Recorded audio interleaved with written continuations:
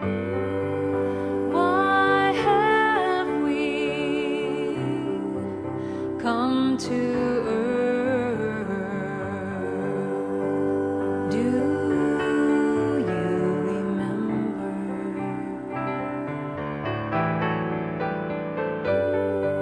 Why have we taken birth? Do you remember?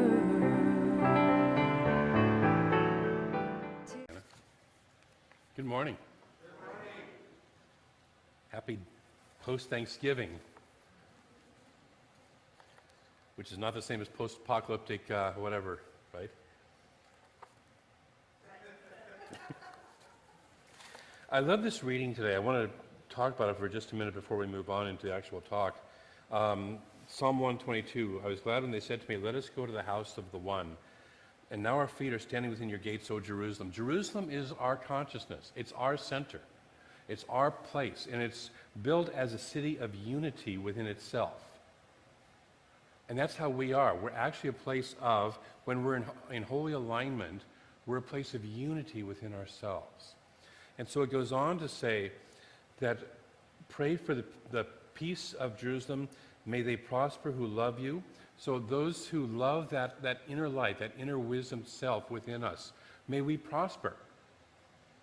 And when in this kind of, when Jesus says, seek ye first the kingdom of God and everything else will be added unto you, it's the same thing. When we're in alignment with that place of unity within us, we and everything around us prospers. Peace be within your walls and quietness within your towers. For my brethren and companions' sake, I pray for your prosperity. What prospers one, prospers all. Now, I remember listening years and years and years ago to a talk by Michael Beckwith, who said you should be cheering for everybody's prosperity when they get greater prosperity. Because any person's greater prosperity, and I'm not just talking finances here, we're talking about any good thing that happens to anybody, is good for all of us because we're all one, right? And so when anyone succeeds, we all succeed. When anyone is lifted, we're all lifted. And so we should be praying for everyone's prosperity and everyone's upliftment. And this is one of the reasons why we work with the homeless and the people who need shoes, is to lift them up, another level, because when we lift them up, who else are we lifting up? Ourselves. And so Jesus again said this, when he talked about, whatever you do to these, the least of my brethren, you do also unto me. We're all interconnected. We're all together in this. So, so if we're putting somebody else down, I'm going to get political for a minute. If we're not taking in any Syrian refugees, guess who else we're not taking in? And I know there's all reasons for doing that, but when we close our door on anybody in our hearts, when we close our door on anybody, we're closing the door on ourselves. I apologize for getting political there for a moment if that offended anybody. Because of the house of the one our God, I will seek to do you good. And so when we live in that, we seek to not only do good for ourselves, but we seek to do good for other people. So, today begins, if you're in the Catholic Church that I grew up in, or any of the kind of traditional Christian churches, begins Advent, right? It's 4 Sundays before the Christmas, the birth of Christ. And Advent comes as an anglicization, however you say that, of the word Adventus, the Latin word Adventus. And Adventus literally means coming. If you break down Adventus into the two words, ad, A-D, means to or toward, and vent, or ventum, ventus, is the word for wind. And if you put it together, it's literally we're being blown towards, or it's being blown towards us. So all we have to do, remember last week I talked about how one of the Hindu gurus said that grace is all around us, we just have to put up our sails? Okay? It's kind of the same thing. This light, this rebirth of the light that we're celebrating, that we're coming to celebrate, is all around us. We just need to put up our sails. We're being blown towards it. So we allow ourselves to have our sails up and to be conscious of this. So we're preparing for the return of the rebirth of light. And that's both the external light and the light within. And you say, well, it's never really died. I mean, the sun hasn't really gone away, has it? You know, it's just visiting the southern hemisphere. You know, yesterday I was putting up Christmas lights and had a frustrating day putting up Christmas lights on the outside of the house. You know, you test them in the wall, and they all work, and then you spend an hour putting them up on the eaves of the house, and you plug them in, expecting a nice light show, and they don't work. that was a little frustrating. And at the end of that process, maybe it was because I was feeling a little dark inside, but it seemed extra dark to me. I'm sitting here going, God, it must be like 4:30 or so. And I look at my watch, and it's 2:30 in the afternoon. Okay, it's getting dark. Have you noticed? So, but it can feel like the light is far away. And we've all had times in our lives where our own light feels like it's far away, or we're far away from it. And so outer appearances can overwhelm us, and we feel that way. So what this is doing, this is a conscious stating at this point in time, which we go with the celebration of what's happening in the natural world around us, what's celebrated as the solstice in the Wiccan culture, pagan culture, what's celebrated as the birth of the light of the world in the Christian culture, what's celebrated as the Hanukkah celebration of light in the Jewish culture, what's celebrated as the enlightenment of the Buddha in the Buddhist culture. All of that is being celebrated in this coming month of December because it's all about the rebirth and the focus on the light. And so again, working with that consciousness that's all around us, we're going to focus on the light, and we're going to focus on preparing for being conscious about that. So why prepare? We'll turn first to, because I'm feeling kind of gospelly today apparently, or biblical today, I guess I should say, Matthew. For as the days of Noah were, so will be the coming of the Son of Man. And the Son of Man is this light, okay? So will be the coming of this light within us. For as in those days before the flood, they were eating and drinking, marrying and giving in marriage, until the day Noah entered the ark, and they knew nothing until the flood came and swept them all away. So too will be the coming of the Son of Man. Whereas what he's trying to say is there's no warning signs, it's just going to show up. And again, this is happening within us. But understand this, if the owner of the house had known in what part of the night the thief was coming, he would have stayed awake and would not have left his house to be broken into. Therefore you also must be ready, for the Son of Man is coming at an unexpected hour.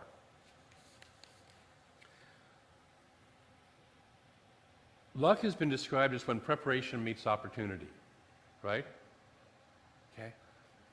And so this is the process of preparing. I don't know when, each of us is going to have another enlightened moment, aha moment. We've all had them. And sometimes we sit there and go, oh, wow, that's wonderful, and our life takes off. And other times it's practically overwhelming. And we go, I don't want to know that right now. If we're in more of a state of preparation, we talk in religious science about preparing the soil of our consciousness for whatever it is, the new thought, the higher thought that we want to maintain.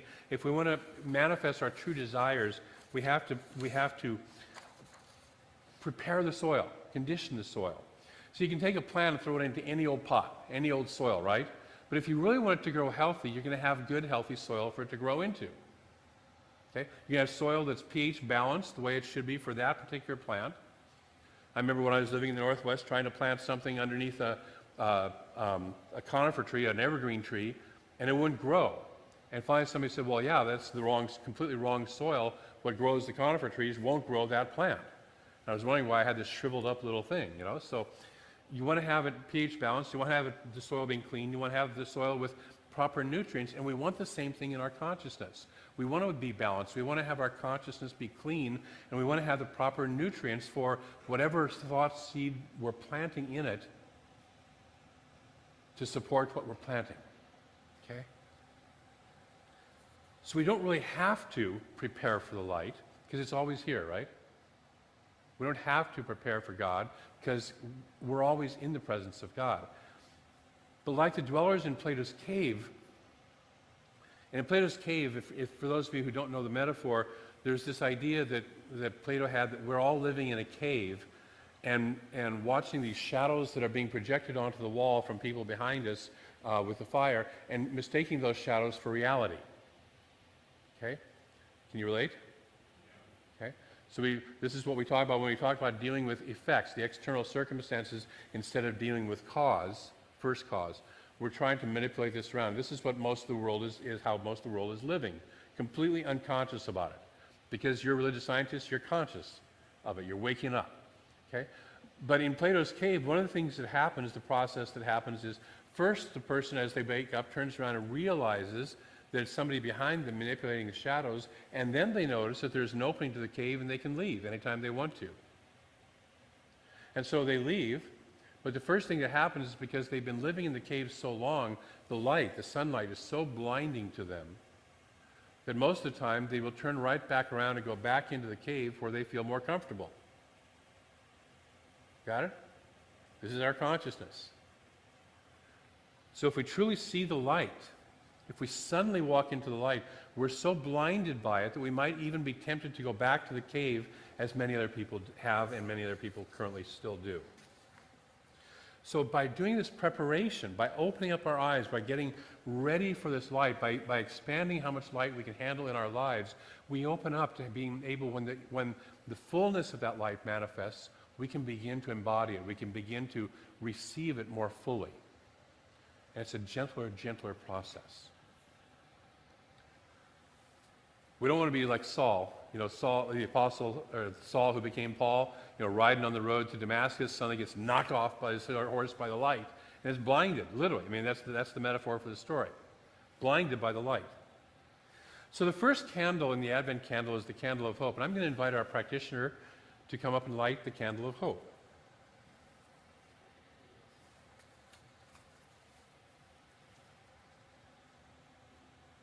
Yeah, the front one. Thank you. And we're going to light a new one of these every single Sunday.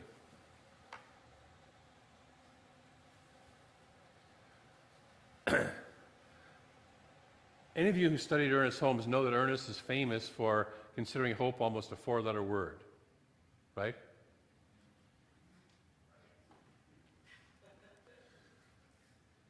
Hope is good. It is better than despair, but it is a subtle illusion and it is an unconscious compromise. That's his thoughts on hope. Hope is sort of like Yoda's try. Okay, there is no try, there's either do or do not. Hope was Ernest's version of that same thing. He believed much more in faith and in knowing rather than hoping. He says, the most people do a spiritual mind treatment. There's only one God. That God is all-powerful. I sure hope it is. Okay? And that's what actually is happening in most people's minds when they're doing spiritual mind treatment. In this case, however, we can use the idea of hope as a sense of expectancy, as a sense of knowing. See, we know, in the physical world, we know the light is returning. We know that December 22nd, December 23rd will be longer days than December 19th and 20th and 21st, right? Okay, we know that light will be returning. We know that we will once again have 115-degree days in Reading, even though right now, we're only at 50. Right? We know this is going to happen.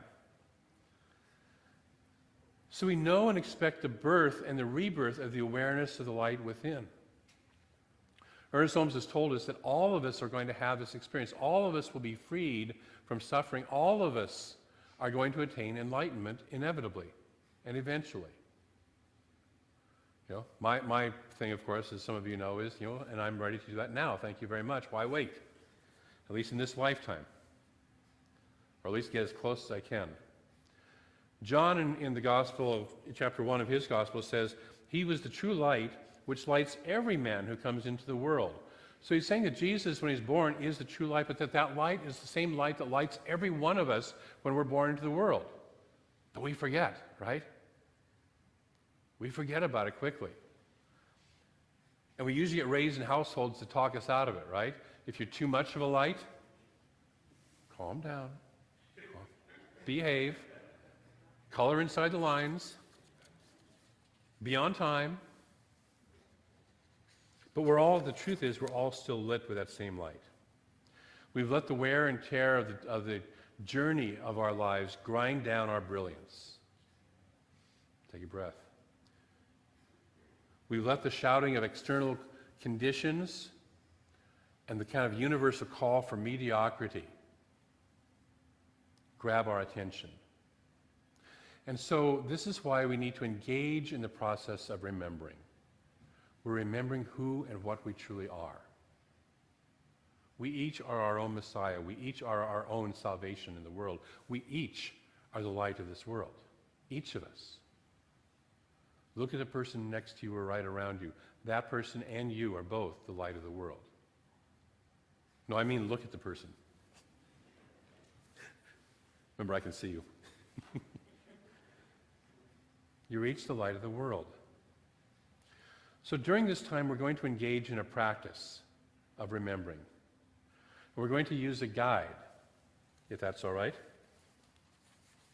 And my invitation is, there are a number of books. We're going to use this book by Michael Bernard Beckwith called The 40-Day Mind Fast Soul Feast, which it's a daily meditation process, daily guide for a reading and a meditation.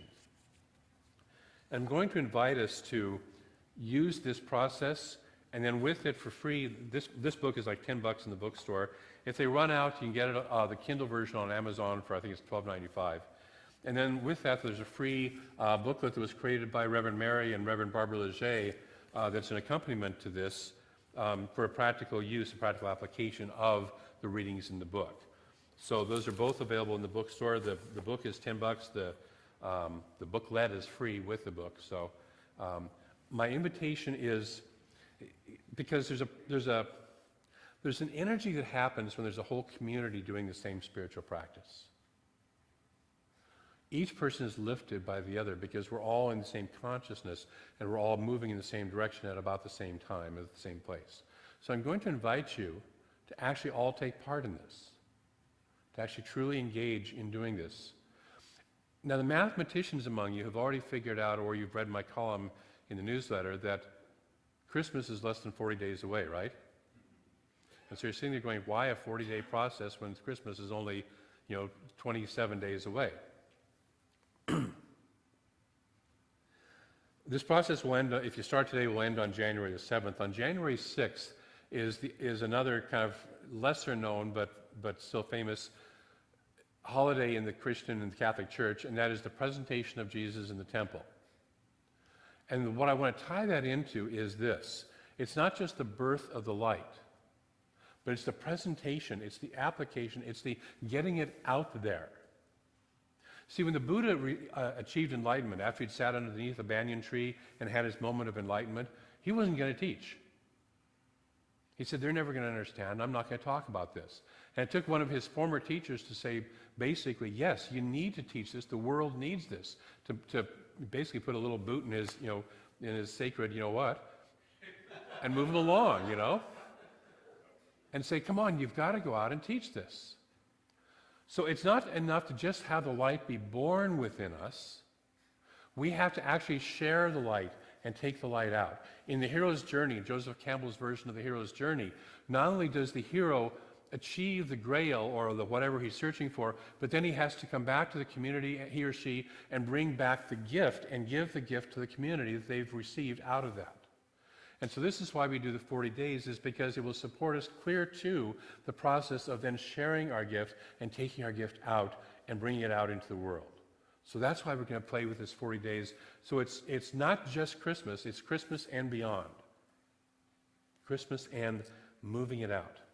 So I want to read a little bit of an excerpt from the first day with Michael Beckwith. And the quote he has a quote every single day, is Ernest Holmes' famous quote. Love this quote. It's on the very first written page, page of teachings of the entire Science Mind textbook. The divine plan is one of freedom. The inherent nature of man is ever seeking to express itself in terms of freedom, because freedom is the birthright of every living soul. Your birthright is freedom. Your life is about freedom. He says if you ever want to know what God's agenda for you is, we listen to people with God's plan. I was listening to a football game yesterday, and they said, it's God's plan to have us all be here on this same team and winning this game and stuff like that. And it's like, God doesn't care about football games. I'm sorry.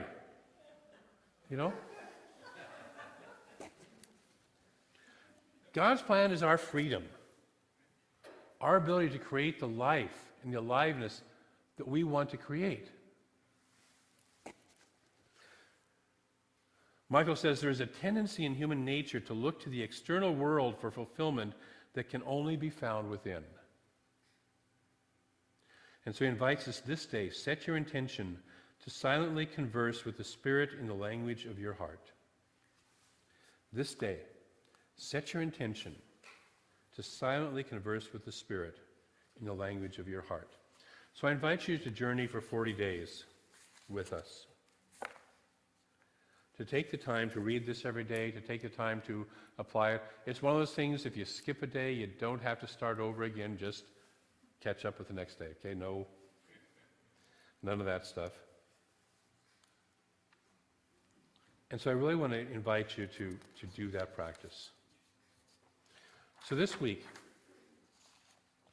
what I want to invite you to do is 3 things. Number 1 is become willing to prepare for the rebirth of light within you. Just become willing to prepare. Are we good with that? Yes. That's saying yes. That's saying yes to that. Thank you. That's saying yes to that. I am willing to have this light be reborn within me, or really it's to have my awareness of the light that's already within me be reborn and reignited and reawakened to where I see what's already here. Okay? Because light hasn't gone out. You know that, right? Yes. Your light has never, ever, ever gone out. But our awareness of it has sometimes gone out or dimmed. So that's number 1, become willing to prepare. Number 2, begin a practice of preparation.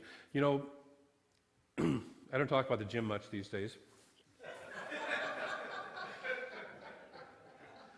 But a long time ago in a city far, far away, called the Emerald City, I actually did go to the gym, and I found that when I had a trainer, somebody who would hold my feet to the fire and guide me through the processes of what to do, I did a whole lot better than when I just kind of haphazardly went or not on my own. Okay? And so what I want to invite you to do is go to the gym of life and begin a practice of preparation.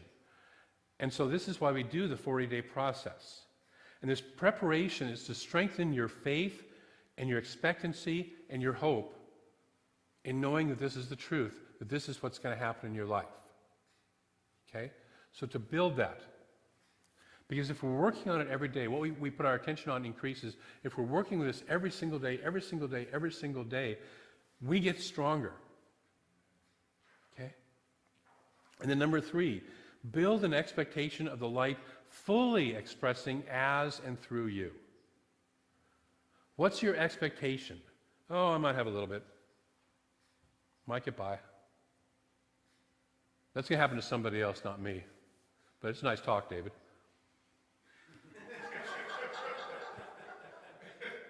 My invitation is for you. Yeah, the one sitting in your chair. To have an expectancy of this light awakening more within you, more fully than you've ever experienced it before. Would you be willing to strengthen and build that expectancy for yourself? Yes. Okay? And your mind is going to chatter. It's going to say, nah, we've heard this same old thing before. How many Christmases? I've been through 20, 30, 40, 50, 60, 90 Christmases, whatever. How about it this time? It doesn't matter. See, Spirit, one of my other famous Ernest Holmes quotes is, principle is not bound by precedent. Spirit doesn't care how many times you didn't do it before. All it takes is once. We don't care how many times the Wright brothers failed at building a plane, do we? We care that they succeeded. We don't care about how many times something failed. If you're like me and you're on a multiple marriage, your whatever marriage, you don't care about all the times before, you care about the one that's working. Amen.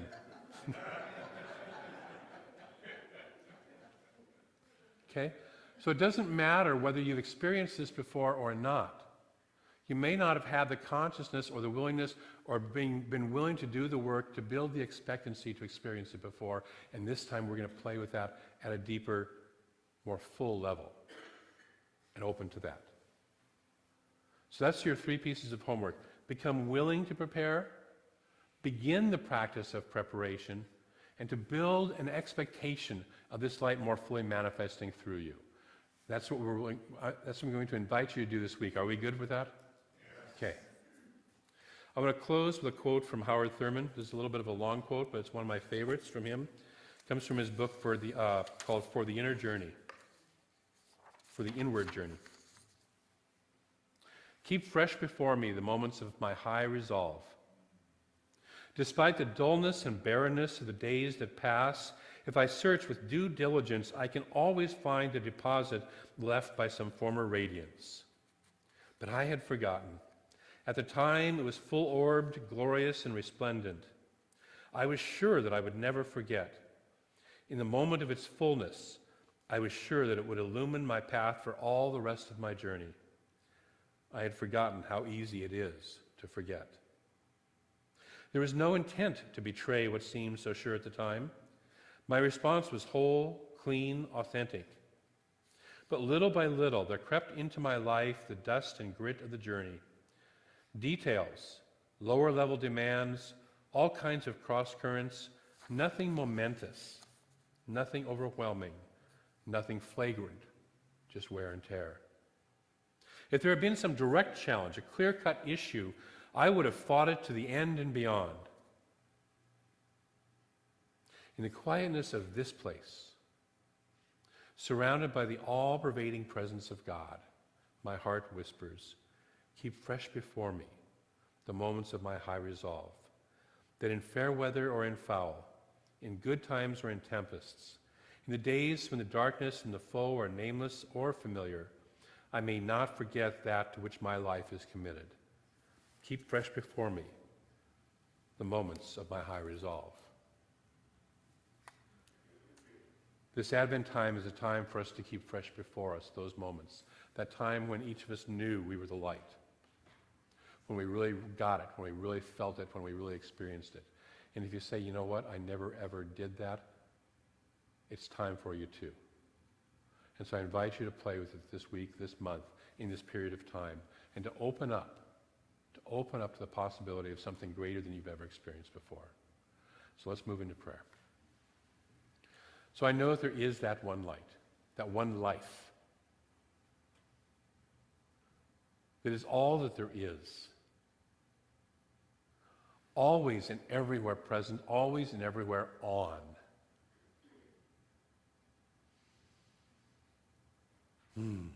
And because it is the only thing there is, because it is all that there is, we ourselves have to be one of it. We ourselves are that light. From the moment we were conceived to the moment we step off this planet into whatever is next beyond that, we are expressions of that light right here on this planet, right now. That light, that love, that wholeness, that life energy is fully alive within us. And so I speak my word that each of us says yes to this in a greater way than ever before.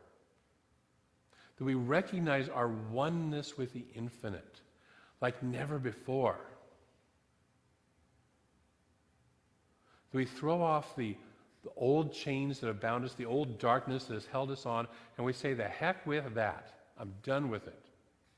I am stepping forward into a light, into a more powerful experience of the light and of the aliveness of who I am than I ever have before, beginning right here, right now. I have a guide, I have a practice, I have a community, I have a teaching,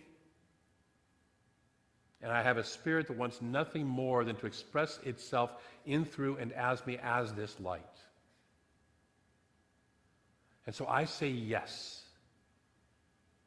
In my heart of hearts, in my body, in my mind, in every aspect of my beingness, I say yes to this light, to this love, to this life energy. And I open up for it to express in more wonderful ways than ever before.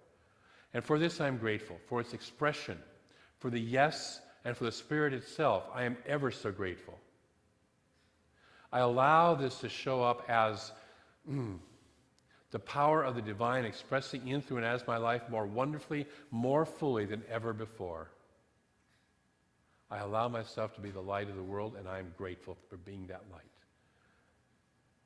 And so I release, in that consciousness of gratitude, I release this word into the law that knows exactly how to manifest this in my life, how to move it forward, how to grow it.